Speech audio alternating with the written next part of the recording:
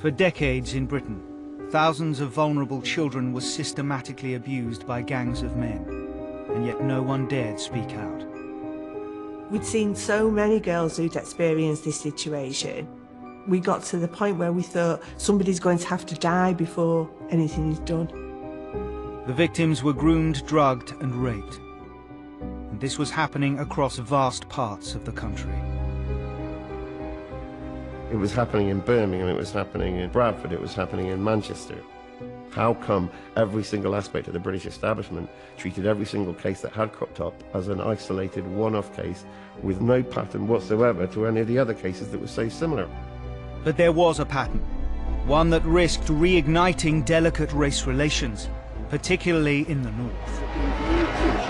This was white and Asian youths. The Tories in the northwest are integrally linked with the success of the British National Party in the last election. There was absolutely no getting away from the facts that the victims were young white children and that the offenders were older Pakistani men.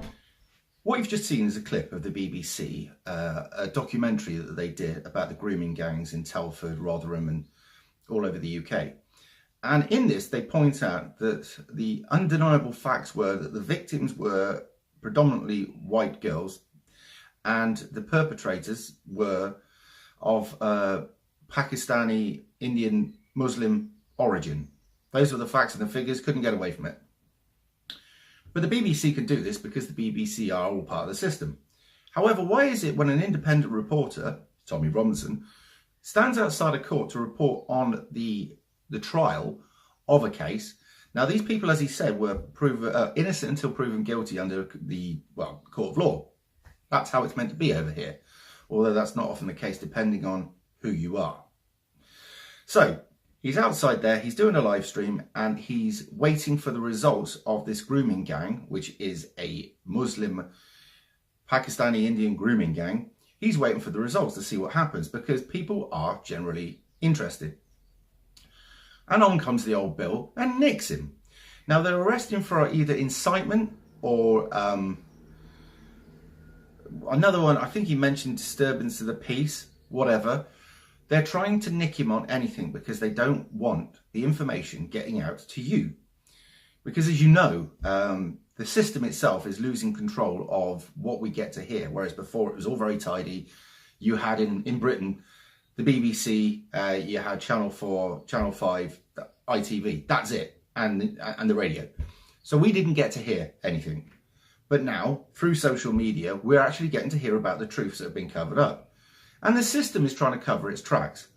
Now, as I said before, and we were doing a video on this, common purpose goes right through the police force, and common purpose in itself is not just in the police force, it's in the courts, the legal systems, it's in social services, it's in all of these things, and they all make sure they work together to cover up this sort of stuff. And it's common purpose that have said, nick him. Find something and nick him. Now, because Tommy Robinson is on a suspended sentence at the moment, he can't get in trouble. So he has to watch exactly what he does.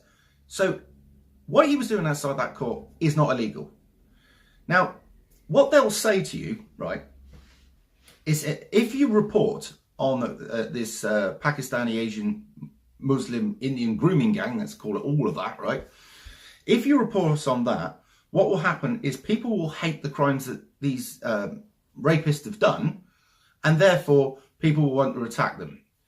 And they'll make that, the person who's reported on it, their fault, and say they're inciting acts of violence against these other people.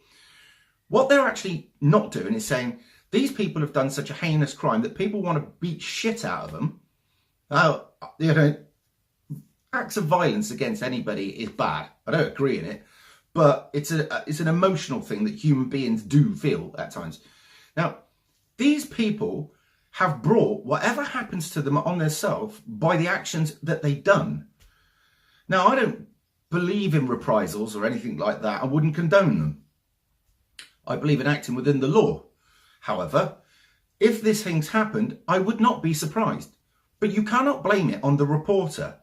It's not the reporter's fault. He didn't go out and commit the crimes. And it's the public's right to know what these people are doing. Why shouldn't we? I mean, they're turning our country at the moment into a place where you can't let your kids go out. You certainly couldn't let your girls go out at night without being escorted around. This is what the system we live in. It's unbelievable. So if Tommy actually, because as you can't hear, but he's asking for a solicitor. What we need to do is find out whether he can afford this solicitor, and if he can't, there'll have to be a GoFundMe. This bloke is risking his entire future, his liberty, everything else, just so that we can get the information. So the least we can do is back him up. Anyway, I'll put this out as quickly as possible so you lot know what's going on. Share as much as you can. People need to know what's going on. As I say, Tommy's doing a great job for the rest of the country, and it just pisses me off that, you know, the system is out to get him, and it is. Thanks a lot for watching. See you soon. Thank you very much for watching, and don't forget to subscribe. Also press the bell button. As you can see in the picture, I have 2 YouTube channels and I'm on different platforms, so you can find me on many different spaces.